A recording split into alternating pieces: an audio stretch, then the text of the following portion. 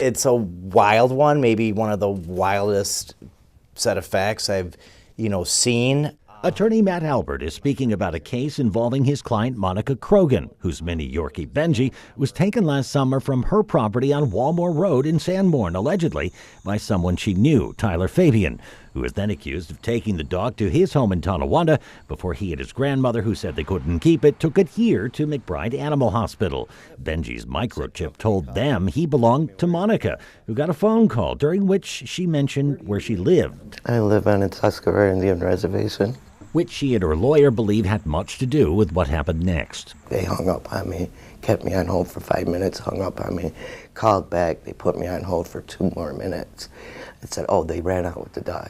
She says the clinic told her whoever brought the dog here bolted, and they couldn't help her. But their suit contends that a veterinarian inside the clinic, Kimberly Parkhill Brown, decided for intolerant reasons the dog should not go back to Monica and said so to staff. According to their lawsuit, Parkhill expressed that she believes those living on Indian reservations lack both the resources and the moral character to take care of an animal the way white people can. That's simply racism.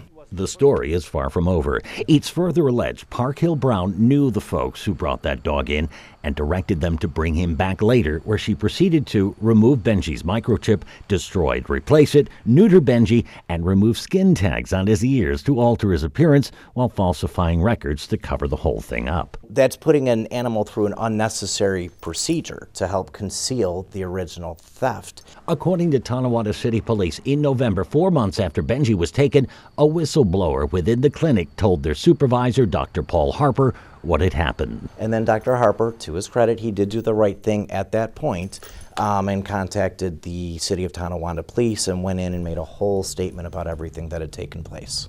Monica Krogan got her dog back, but her $1 million lawsuit against the clinic, its owners, and individuals involved in the alleged scheme remains. Everybody in that place needs something to happen to them because they all covered it up. I didn't ask for this, and they brought it to me.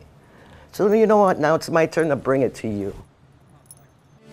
Dr. Raul Vasquez founded Urban Family Practice, a clinic that has served Buffalo's West Side for decades. He's been honored by UB and served on the Governor's Regional Economic Development Council. But according to court documents obtained by Two on Your Side, Vasquez is now under investigation by the State Attorney General's Medicaid Fraud Control Unit, accused of billing Medicaid for services that his companies never provided. Filings by government lawyers allege the staff backdated paperwork, falsified records, and a sample audit found nearly 1 in 5 patients in a home health care program never received required services, even as the companies billed Medicaid. Vasquez declined an interview request, but his attorney in a written statement said, quote, "The matters raised in the state's papers involve billings from long ago and a company that hasn't operated for years. The matters remain in serious dispute and are subject to a pending appeal while the parties continue to explore a reasonable disposition." Attorney Gabriel Imperato has represented doctors like Vasquez in healthcare fraud cases. He has no connection to this case. When we talk about healthcare fraud, it's basically, you kind of reduce it to deceptive and fraudulent practices to basically rip off the Medicare or Medicaid program. Vasquez sold his companies 4 years ago and stayed on, earning a salary of $700,000 per year plus bonuses. He was fired and is now suing the company SyncCare for $2 million. These details are coming out now because the AG went to court to force Vasquez to comply with a subpoena to testify, saying his testimony was critical to the investigation. If someone is resisting a oral interview, a question and answer meeting session, the government has the ability to subpoena you or notice you for deposition if it's a civil case, and then at that point the individual has to make a decision about whether or not they're going to agree to be questioned or exercise their Fifth Amendment rights.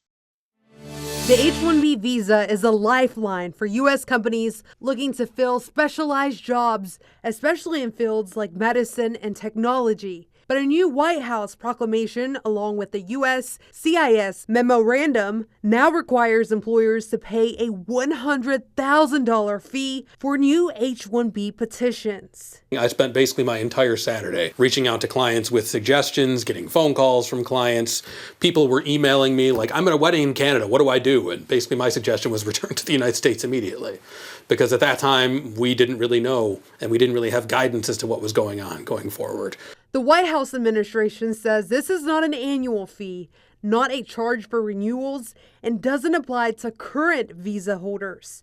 It only applies to future petitions in the next lottery cycle. There's different ways of going about the H-1B. There's what are called cap petitions and cap exempt petitions. Now, the cap petitions you file for usually starting in March, but those people can't actually start working on the H-1B until October, which is why the timing of this is so strange, because in 10 days, or well, actually 9 days now, people would start on the H-1B cap petitions that were filed for the past cap lottery. Immigration lawyers say for business, the cost could be crushing.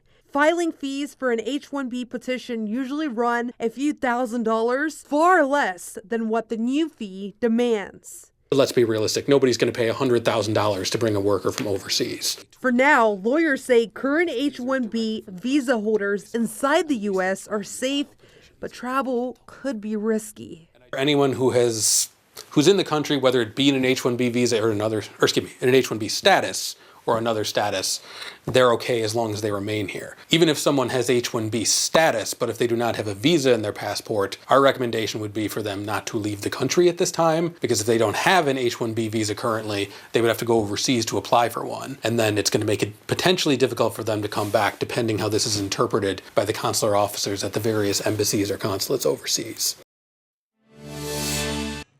If you're pregnant, don't take Tylenol. After an announcement from the Trump administration suggesting a link between autism and the use of acetaminophen found in Tylenol, which is a commonly used drug during pregnancy, local doctors are speaking out. This is sort of a nuanced conversation, and much more research is needed. Dr. Stephen Turkovich is the president of Oshai Children's Hospital. He says a review of 46 studies found some potential links between Tylenol use in pregnancy and autism, but there's no definitive cause and effect established. It's not a hard, definitive, yes, absolutely, there's a cause here. But I think that there's some reasonable caution, and we should always have people talking to their OBGYNs anytime they're taking any medication. But it's not only Tylenol. The Trump administration is also pointing to vaccines as a possible trigger for autism. Don't let them pump your baby up with the largest pile of stuff you've ever seen in your life. There's no evidence that there's one single thing that causes autism, and what seems again to be left out of all of this is genetics. Dr. Amy Jablonski is the president of the Summit Center. She has been diagnosing children on the autism spectrum for almost 25 years. I've worked with parents who have been convinced that their child got autism from a vaccine, so they have not vaccinated subsequent children, and those subsequent children also have gotten an autism diagnosis, right? And tonight, Dr. Turkovich is backing that claim. He says there's absolutely no correlation or cause of autism from vaccines. Vaccines do not cause autism. We know that for sure. They're getting very clever and able to scan your fob and get the information necessary literally from your house. Across the country, police say thieves are picking up the signal from key fobs, even when your keys are inside your house. But they're able to scan this and to use that to steal your vehicle while you're sleeping. They're able to steal the information if your car is too close to the key fob. Or the other thing they're able to do is almost like a hijacking of the code while you're unlocking or locking the vehicle. It's something to be vigilant about, even though when it comes to cloning key fobs in Orchard Park, it's really not something that we're seeing here in our jurisdiction. But Chief Patrick Fitzgerald says they're seeing more crimes of opportunity. We're seeing the theft using key fobs, but it's because the key fobs are being left in the vehicles. Cars are unsecured, and somebody walks up in the middle of the night, they open a door that's unlocked, they get in, they press the start button. AAA has also noticed that trend. That has been the number one cause of thefts that we have been made aware of, is with someone leaving their car unlocked with their keys in it. AAA and local police say there are ways you can protect yourself so you don't become a victim. Be very careful where you store your key. you want to make sure it's stored away from it. If it's close enough where your key fob can lock or unlock your car, it's too close to your vehicle. Have that key fob in some sort of a pouch or a bag or a box that blocks that signal from being disseminated. What it does is create some urgency, some excitement, and some nervousness, all three. And maybe a last-minute opportunity to convince an on-the-fence electric vehicle customer to buy now instead of later, as the Biden administration's generous up to $7,500 federal tax credit for such purchases gets wiped away by the GOP's budget reconciliation measure passed in the summer. A reminder that deadline applies to a purchase, not the actual delivery date of the electric vehicle. And it gives the dealers a chance to get a vehicle that's coming in. They might have ordered it, might have been en route. They might have had a commitment from a customer. So if they can proverbially sell the vehicle, they'll allow a little grace period. So dealers now trying to spread the word about this incentive to make EVs more affordable and deal with lingering concerns. EV models are more expensive than gas-powered cars. And it varies on the vehicle. I mean, there's very affordable EVs, depending on the product line, manufacturer, volume. It was a huge difference a little while back, but that's been minimized in many, many cases. That soon-to-expire federal tax credit also applied to EV leases, and it allowed up to $4,000 for the purchase of a used electric vehicle. While they'll be gone, the New York State tax credit of $500 to $2,000 remains in effect, depending on the car's mileage range. CNN reports some economists feel without the tax deal, EV sales could dip by as much as 27%. So what about overall sales of such vehicles here in Western New York? Is it up a little? Of course it is. The education's there, the utility, the range, performance. But consumers in our market are still somewhat skeptical on the infrastructure. The infrastructure is the big thing. People are asking dealers, where do I get it charged? Can I charge it at home? What does it take? Remember, our manufacturers are now offering incentives if you buy the car to get the charger free in many cases. As Charlie Kirk vigils take place across the nation, here in Niagara Falls, we see an international memorial for Kirk as Americans and Canadians unite on the Rainbow Bridge in his honor. This hit everyone hard, and he's a voice for all of us, and now it's time for us to stand up and be that bold voice. Right over here, huh? Wendy Dominski and others organizing a vigil along the Niagara River on Sunday to remember and celebrate the life of Turning Point CEO Charlie Kirk. A group mourning in Niagara Falls, uniting with others in Canada who have been moved by Kirk's death. Charlie Kirk, it didn't only move people in America, but all around the world and Canada. So I think it's a great thing that we get together and greet the Canadians. There's vigils happening all over North America right now. I've seen them all day on different live stream feeds, and I've seen them yesterday and the day before, and I know that there are more happening next week. So this is going to keep going because this has impacted a lot of people. A Charlie Kirk vigil in Niagara Square in the city of Buffalo last week, drawing a crowd of nearly 1,000 people. Meanwhile, in Arizona on Sunday, thousands attending Kirk's funeral at State Farm Stadium. Dennis Gore says he believes Kirk's death serves as an opportunity for more conversations. America is at a crossroads. There's a lot of hate and division between both sides. I wish it wasn't that way, but I think it's great for us to get together and know that we want to remember him and remember his message. This vigil in Niagara Falls remained peaceful, and the ceremony took place without any disruptions. On your side in Niagara Falls, Chelsea Swift, Channel 2 News. We don't use city resources to see if people are smuggling lettuce across the border. My vision is how we increase the population of this city in the next 10 years by 50,000 people. The only sound you're going to hear is the footsteps of people leaving. We are so back, as the kids say. The pumpkin spice is in the air, and the candidates are pitching their vision for the city of Buffalo. A few more than 50 people turned out to the Theater of Youth in Allentown Thursday night to listen to the three candidates that will appear on the November ballot for the mayor of City of Buffalo. In case you've forgotten, those candidates are Senator Sean Ryan for the Democrats, James Gardner for the Republicans, and independent candidate Michael Gaynor. And you might remember the rules for these types of stories. I have to do my best to give each one equal time so their campaign managers don't blow up my phone with words I can't say on TV.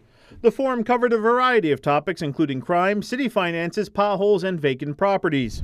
It's more than I have time to cover right now, and as a way to reintroduce the election cycle to you wonderful viewers at home, I asked each candidate why someone living in Buffalo should vote for them. My administration is about mobilizing citizens. It's about people getting involved in our campaign. It's about people being involved in decision making and problem solving even after I'm elected. It's going to be a very decentralized decision-making process. It's going to bring more people to the table. It's going to bring a world-class team that can really initiate transformative change for our residents, for our neighbors, for our small businesses. Buffalo deserves better.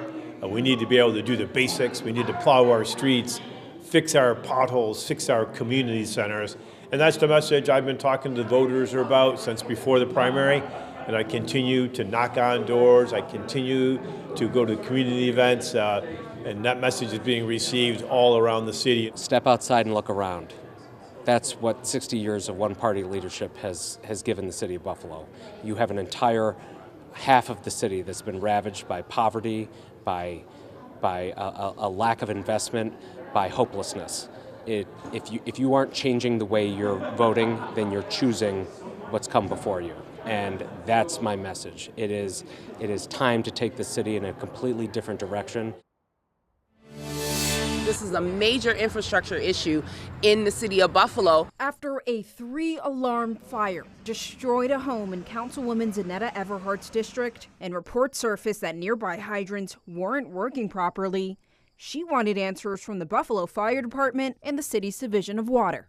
This one day could mean the difference between life and death. Fire Commissioner William Ronaldo says his department was not to blame for low water pressure during that fire. It's really not a hydrant issue, it's a water main issue. Principal Engineer Peter Malot with the city's Division of Water said there was no failure within the system. I think what we saw was a fire demand that needed to be adjusted, and everything was working. I don't believe hydrants failed. The hydrants that couldn't deliver enough water are known as red top hydrants, units designed to supply lower volumes of water. There are more than 5,000 of them across the city of Buffalo. And according to Commissioner Ronaldo, The majority of them, not the overwhelming majority of them, but many of them are on the east side of Buffalo. this isn't the first time hydrant pressure has been blamed for delaying firefighting efforts. Court records obtained by Two on Your Side show that the city is now being sued by a man who claims a low-pressure hydrant caused him to lose his home in the summer of 2024. The lawsuit alleges, quote, the fire hydrant directly across the street from 123 Gray Street was not functioning, causing a delay in fire suppression, resulting in a total loss of the plaintiff's home. And now, Councilwoman Everhart is demanding a plan from the city's Division of Water. I know that it's going to be in the billions of dollars, but why don't we still have a plan in place, right? I still want to see that in black and white. Well, the former Westwood Country Club is now going to officially be a brand new Erie County park after a special board meeting last night of the Amherst Town Board, where they officially signed over and approved the sale as well as the transfer of this park to Erie County for just $1. Now, some people are not happy. A board member is now filing a lawsuit against the town of Amherst and Erie County. Dan Gagliardo, who is also running for town supervisor, is the person behind that lawsuit. Gagliardo says that the board is giving away nearly $8 million taxpayer dollars and that this is a continuing town pattern of backroom deals and secrecy. Now, right after the groundbreaking that took place this morning at 9:30, Erie County Executive Mark Pullenkars had this to say about the lawsuit. I'm really shocked that an individual has staked his entire political campaign on trying to stop a park. There's been some critique of this project, as we know, by some making it sound like it's not costing Erie County anything. Well, Erie County is investing more than $9 million in total with regards to this project. The county plans to update the park in stages, first adding a playground and managing the ground so that it can be usable as soon as possible. They also want to begin work on the golf course as soon as possible. Now, some of the larger projects like the Golf Pro Shop as well as the clubhouse here behind me are going to take much longer, and the county executive says that those are projects that they're going to put off for a little bit, but they hope that the first stage of the park will be able to open by 2026 or at the latest by 2027. On your side in Amherst, Natalie Fast, Channel 2 News. Taxi in the rain, running for my life. Jay Dreff is a Juilliard-trained classical tenor whose voice has been compared to Josh Groban. Caught up in some snow, 5 hours delay. The Buffalo native will present a night of Broadway tunes with the BPO on Saturday. It's a huge weekend for me. I'm so excited to be back in Buffalo performing with the BPO once again for their show-stopping Pops concert. It's going to be this Saturday night at 7:30 at Kleinhans Music Hall. It's going to be a mix of all of your favorite songs from the movies, from Broadway shows, pop culture, and more. And I'm so lucky I'm joined by another Buffalo native, the incredible Michelle Ragusa, who's been on Broadway a few times, and our conductor, Ron Spiegelman, who's actually making his debut as the principal Pops conductor of the BPO for this concert. So we are all very excited. Then on Sunday, Dreff will make his debut at Highmark Stadium. What's your national anthem going to be like? Have you done an NFL stadium before? I've never done an NFL stadium before. I have done anthems in the past. I've done a lot for the Buffalo Bisons. So this will be my first NFL game. So I have an idea of how I'm going to do it, you know, kind of give it a little Jay Dreff take on it. So, but I am so excited. This is so special for me doing this because I'm from Buffalo, and I just can't wait to get on that field. From here, Jay heads back on tour with Broadway legend Sarah Brightman. Catch more of our conversation on WGRZ.com. On your side, Lauren Hall, Channel 2 News. Elijah Moore is enjoying life in Buffalo. I think it's been one of my easiest transitions. You know, I've been on 2 teams before this, and what felt like a rush, you know, finally feels a little bit slower here, and they've been welcoming me with open arms, both on and off the field. You know, I feel good about it. The free agent wide receiver signing with the Bills this offseason after 2 seasons with the Jets and 2 seasons with the Browns. After 3 wins all of last year with Cleveland, that total already matched in the first 3 weeks in Buffalo. A different level of success, thanks in part to a different caliber of quarterback that Moore is playing with in Josh Allen. It's super motivating. You know, you get to learn, you get to see, you get to witness what it's like to be on the other side of his energy, you know, and his leadership. You know, when he speaks, you know, offense and defense pays attention, you know, and everybody's so close and attentive, and I feel like that plays a crucial part in why we're on the trajectory that we are. We just got to keep going. The Bills' offense humming in this 3-0 start, leading the league in yards and top 5 in scoring at 34 points per game. Moore's role in the offense steadily growing by the week, including a touchdown week 2 against the Jets and a key 4th quarter first down week 3 against the Dolphins. I feel like I got a lot more to show, you know, besides that too. I feel good about how they're using me, and I feel good about the trust that coach had put in me in that moment last game, and in the moment in the Jet game as well. I just feel like it throws teams off. We have so many guys in different positions that you kind of don't know where it's going to go. We got a playmaker in every spot, and that kind of messes up teams. The kind of offensive firepower that makes Moore always look forward to game day. I think everybody's just so eager to play, you know, because of the handshakes, of the getting your energy out, of expressing yourself, making plays, seeing the fans. It's just a great day overall every time the Bills Stadium fills it up. And the Bills' new wide receiver hoping to give Bills Mafia plenty more to cheer about. On your side in Orchard Park, Jonathan Acosta, Channel 2 Sports.